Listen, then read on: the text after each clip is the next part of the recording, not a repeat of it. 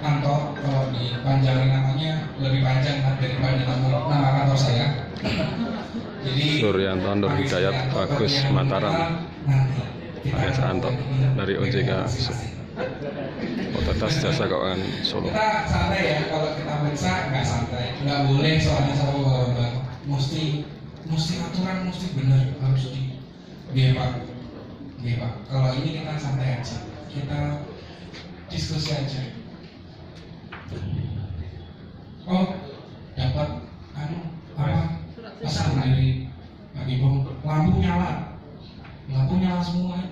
Oh, plat mobil ya, AD 8675 HK, mohon lampunya dimatikan. Nanti udah nyuruh. Oke, nggak usah lama-lama karena kita dikasih waktu cuma 30 menit gimana? Lampunya dihapus buku, mohon izin Bapak Pajak. Oh ya, ini kita juga salam buat pahlawan pajak kita dari KPP. Santai Pak, ngopi sih. Aku juga enak ngopi sih guys.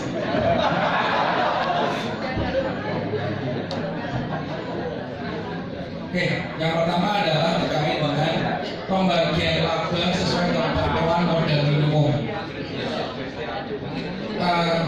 Jelas ya, kita harus mohon perhatian Bapak Ibu ya, jangan dipotong dulu gini, Matur Pak Ketut. POJK nomor 5 berkaitan dengan ketentuan permodalan. Nah, ini yang kalau yang BPR, Bank Daerah, BMK enggak itu lah. Modal ini biasanya yang PT, perorangan ini agak jadi sensitif berkaitan dengan dividen. Oke, nggak usah lama-lama.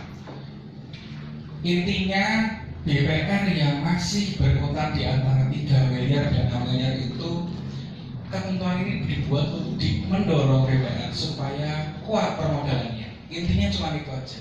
Ben gemuk modalnya, ben bisa expand.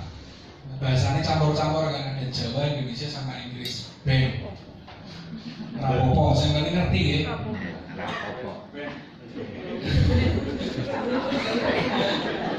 Lalu mau sekarang santai sih.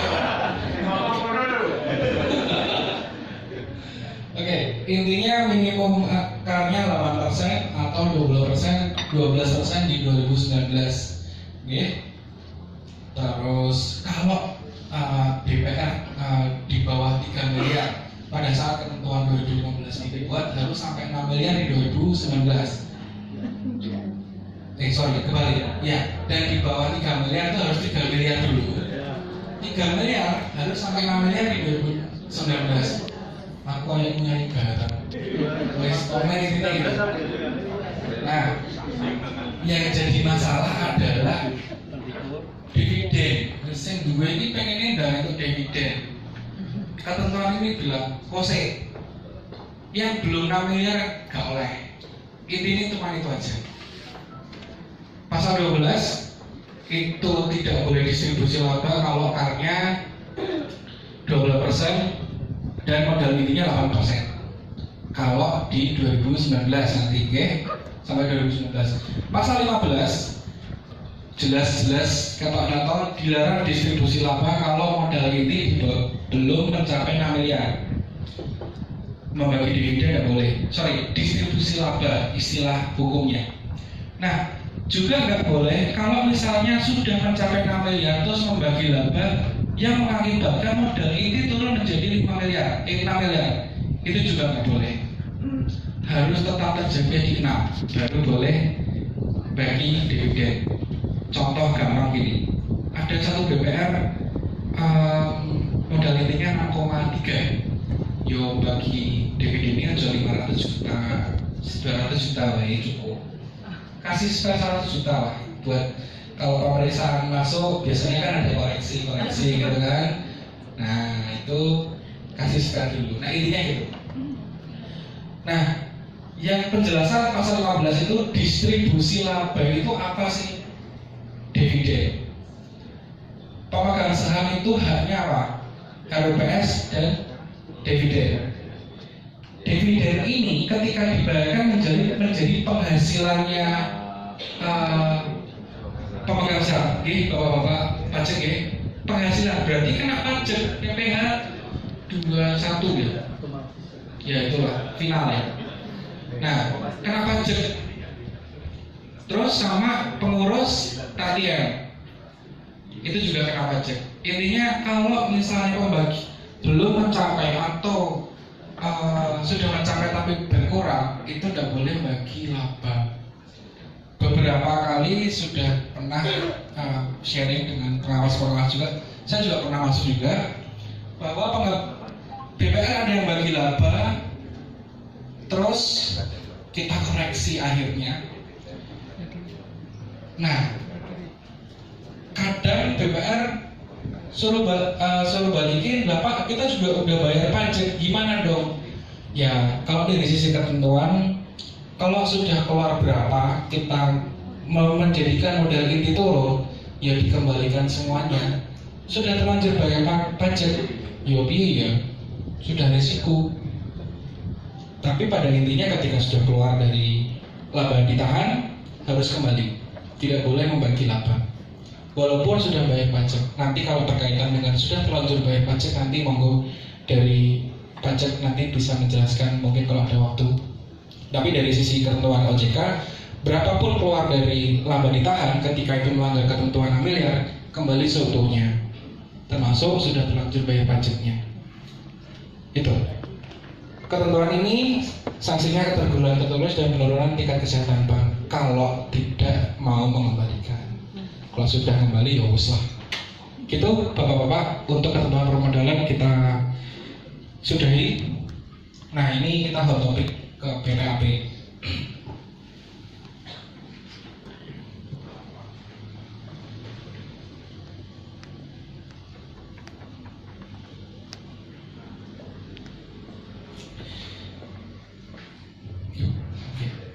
Baik, kita masih menggunakan PBI, jadi logonya pakai PBI. Ini ketentuan PPAP itu sudah ada perubahan dari 2006 ada PBI 2011, perubahan tentang kualitas aktif produktif di 2006.